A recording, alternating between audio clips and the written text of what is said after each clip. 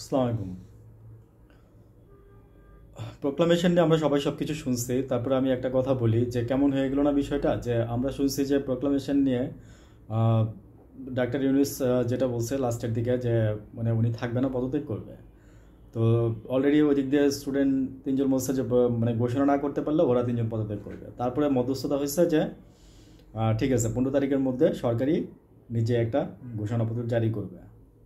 আচ্ছা, তো আমি এই একটা বিষয়ে থাকলো, এটা নিয়ে পরে কথা বলবো। তো আমি যেটা বলতে চাচ্ছি সেটা হচ্ছে যে দেখেন, বিএনপির মধ্যে কিন্তু আপনার এই যে আপনার পদ নিয়ে আপনার বাণিজ্য চলতেছে। এবং তিতুমির কলেজের একটা ছেলে, আপনার স্টুডেন্ট, ভাইয়াটা বলতেছিল যে সে 2বার জেলে গেছে এবং তার বাপ মানে এই আন্দোলনের সময় তার বাপ পুলিশে চাকরি করতো বাবা।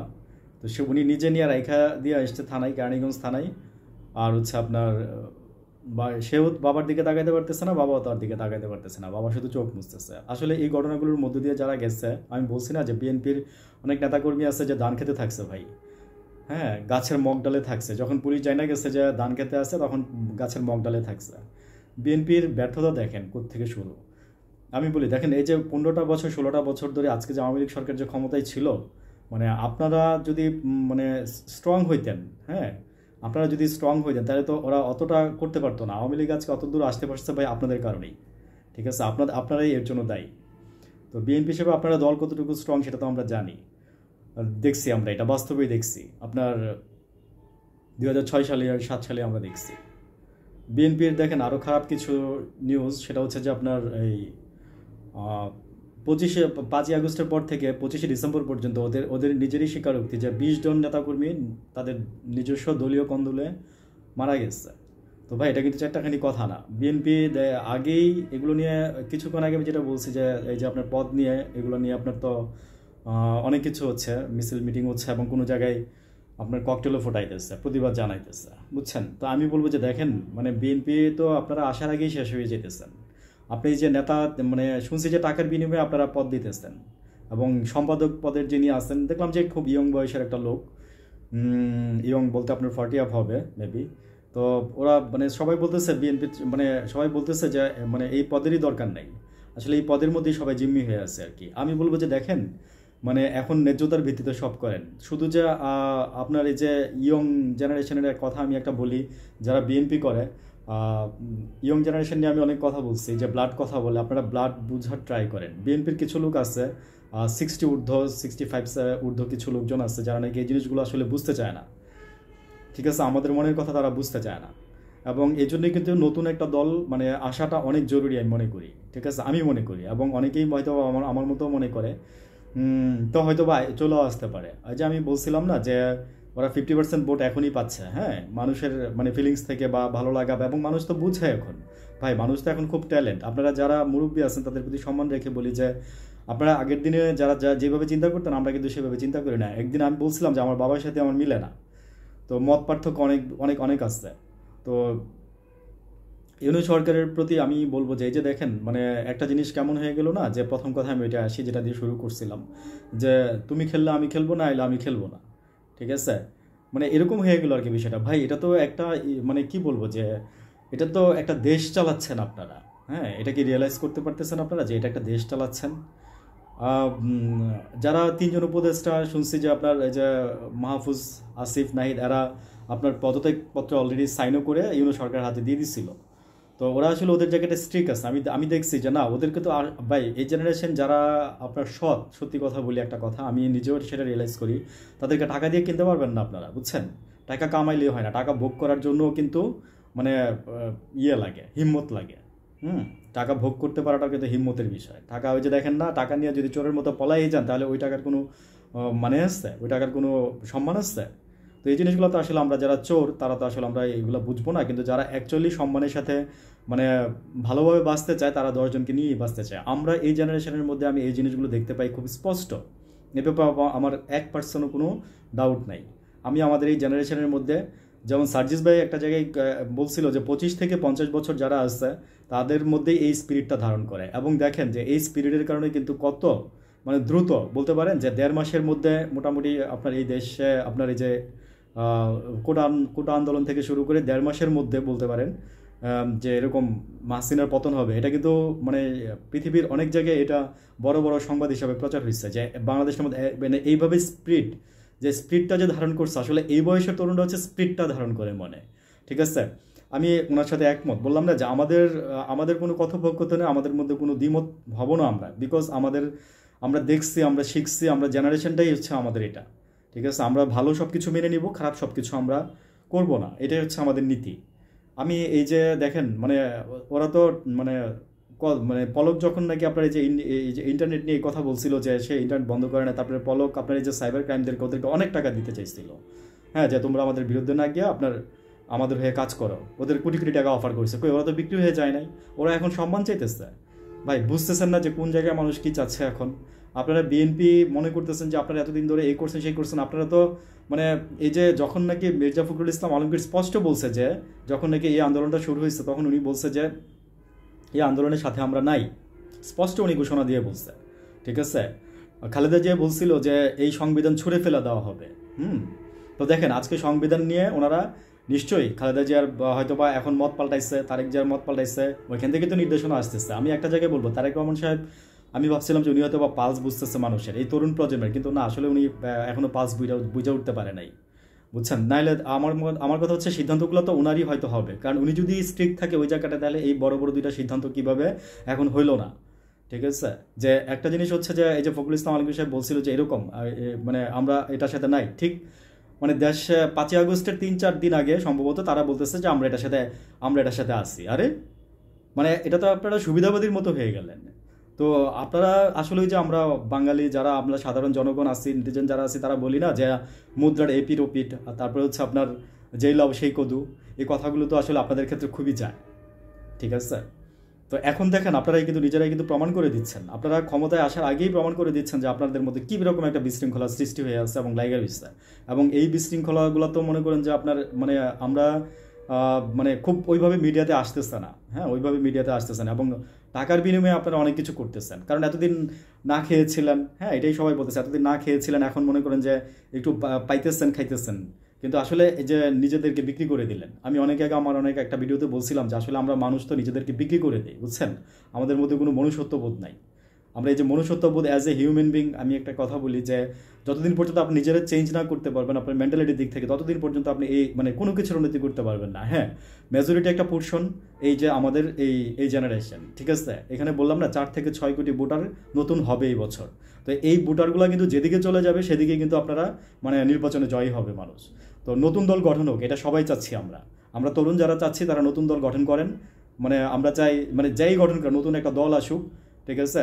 আজকে আরও কিছু কথা শুনছি আমি সাইদ আবদুল্লাহ ভাইয়ের, সমন্বয়ক, তো উনি তো কথা বলে খুব মানে ভালো কথা বলে। আসলে আমি কোনো সমন্বয়কে বলবো না, বা ইভেন নাহিদ মানে উপদেষ্টা যারা 2-3 জন আছে, মাহফুজের বক্তব্য তো ওইভাবে আমরা শুনি না, শোনা যায় না, কিন্তু নাহিদ আর আসিফের বক্তব্য মানে থেকে বোঝা যায় যে না আসলে ওদের মধ্যে এখনো দেশপ্রেম আছে। আমি তো ওদেরকে বলছিলাম ফার্স্টে একটা জায়গায় আমি শুনছিলাম প্লাস বলছিলাম যে ওরা তো এখানে ওয়াচ করার জন্য গেছিল মূলত।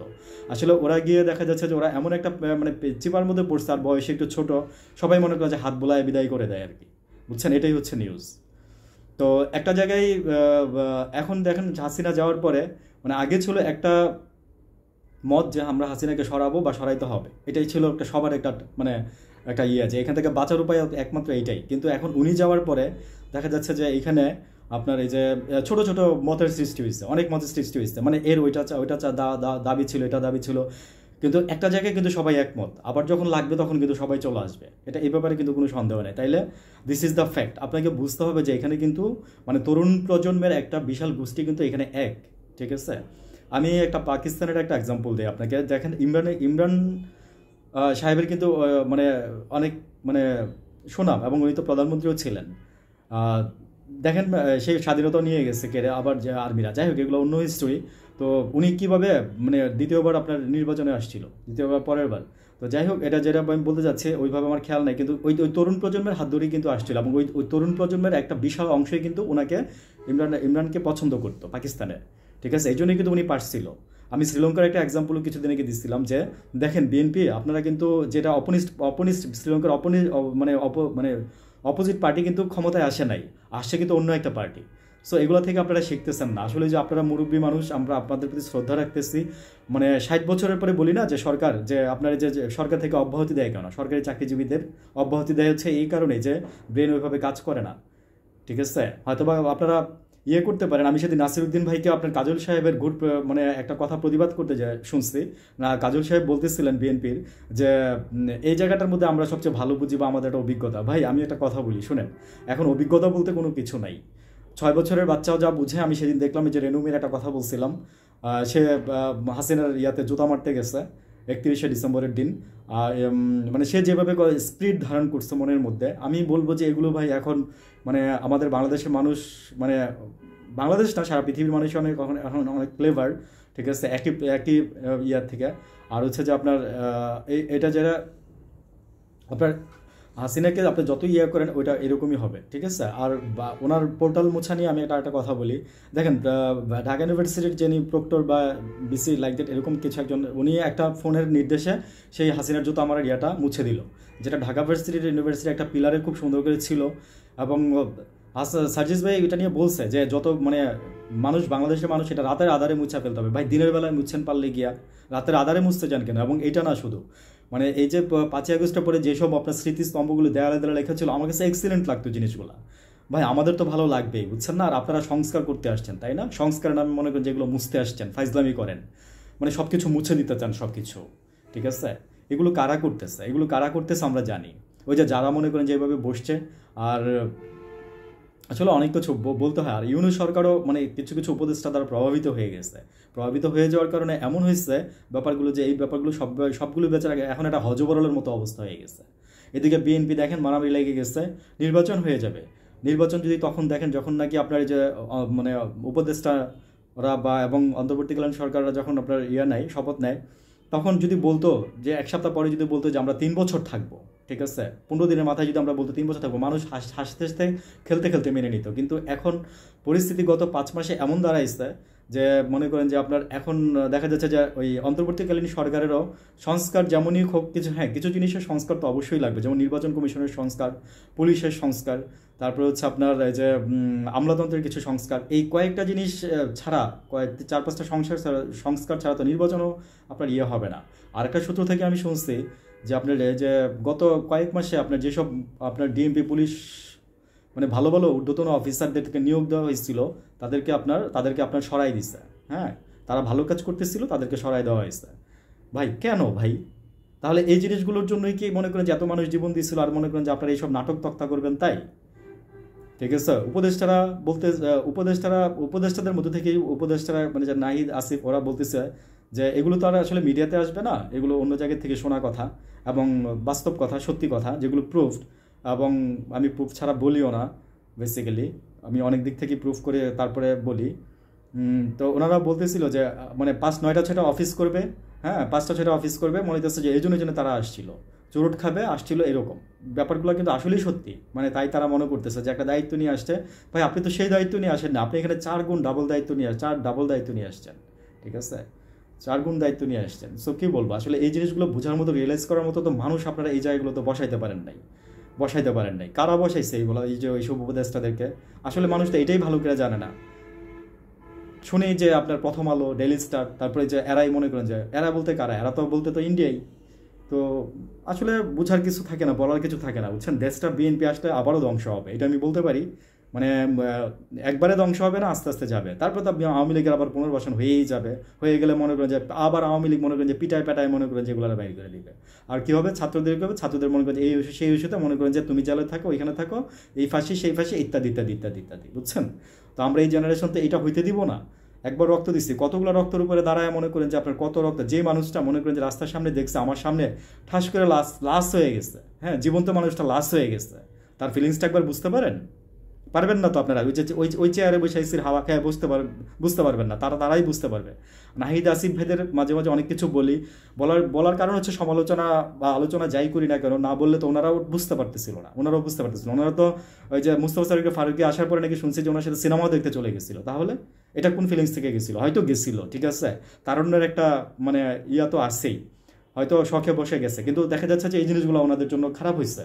আসলে রাষ্ট্র চালানোর জন্য অনেক অভিজ্ঞতা হইতে হয়, কেউই তো অভিজ্ঞ না এখানে। ইউনূস সাহেব রাষ্ট্র চালায় নাই, যারা আগে গেছে মানে উপদেষ্টা হয় তারা রাষ্ট্র চালায় নাই, ছাত্ররা রাষ্ট্র চালায় নাই। তাহলে রাষ্ট্র চালানোর জন্য অনেক অভিজ্ঞতা কিছু হইতে হয়, বুঝছেন? অভিজ্ঞতা না হলে রাষ্ট্র চালানো যায় না, ঠিক আছে? তো এই অভিজ্ঞতা তো ওদের নাই। এখন কথা হচ্ছে যেটা যে নির্বাচন হয়ে যাবে জুলাই 26 সালের মধ্যে, অ্যাটলিস্ট মার্চ থেকে আপনার জুনের মধ্যে নির্বাচন হয়ে যাবে, এ ব্যাপারে মোটামুটি শিওর কনফার্ম। তো এই জন্যই বিএনপি আপনার এই যে দল গুছাইতেছে, তৃণমূল পর্যায়ে বা কেন্দ্রীয় পর্যায়ে তারা টিয়া দিতেছে, এবং এগুলো নিয়ে মারামারি শুরু হয়ে গেছে অলরেডি, বুঝছেন? একদিকে মনে করেন যে বিএনপি এতদিন যেটা করছে 5 মাসে, বিএনপি আওয়ামী লীগের মানে কিছুটা পুনর্বাসন করাইতে সহযোগিতা করছে। মির্জা ফখরুল ইসলাম আলমগীর মনে করেন যে ডেইলি স্টার, প্রথম আলো, তারপরে এগুলোর বিরুদ্ধে কথা বলে মানুষের মন থেকে উঠছে। হ্যাঁ, উপদেষ্টাকে সরাইতে গিয়েও এটা নিয়েও মনে করেন যে আপনার ভেটু দিচ্ছে। তারপরে মনে করেন যে আপনার এই যে রাষ্ট্রপতি চুপ্পুকে সরাইতে গিয়ে এটা দিয়েও মনে করেন যে ভেটু দিচ্ছে। তো এইগুলোর কারণে বিএনপি মানুষের মন থেকে অনেকটাই উঠে গেছে, ঠিক আছে? বিএনপির 30% জাস্ট মানে এমনিতে সাধারণ নেটিজেন যারা সমর্থন করতো তারা আজকে বিএনপি থেকে মুখ লুকাই নিচ্ছে, ঠিক আছে?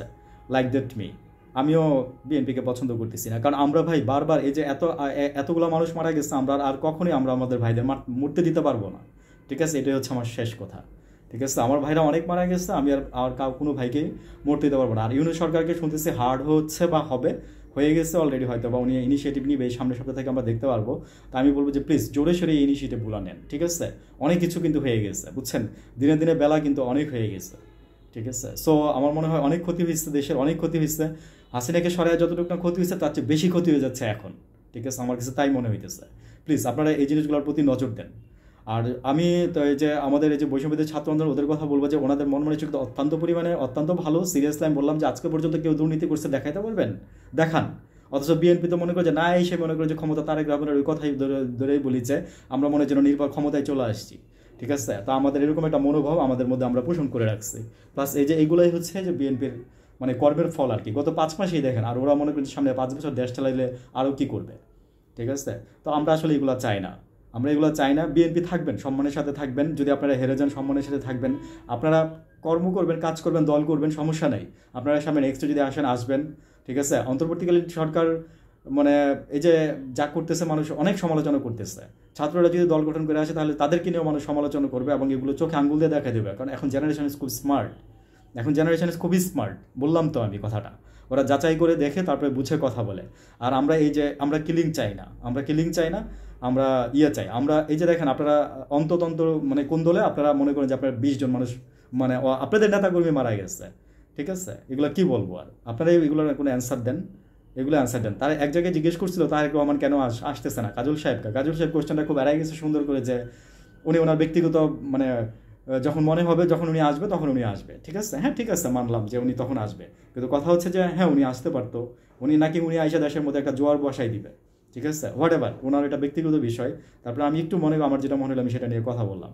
তো আমার কথা হচ্ছে কি, যে আমি বলবো যে অন্তর্বর্তীকালীন যে সরকারকে আরও একটু হার্ড অন, আর নতুন করে একটা দল গঠন হোক। হ্যাঁ, আমরা দেখি কি হয়, ঠিক আছে? আমরা তো ভোট দিব। এবং আমি শুনতেছিও, যে আমি বুঝতেছি, এবং বাইরের হাওয়া বাতাস সেটাই বলতেছে যে নতুন দল আসলে আমরা তাকেই ভোট দিব, ঠিক আছে? ওকে, ভালো থাকবেন, থ্যাংক ইউ, আসসালামু আলাইকুম, আল্লাহ হাফিজ।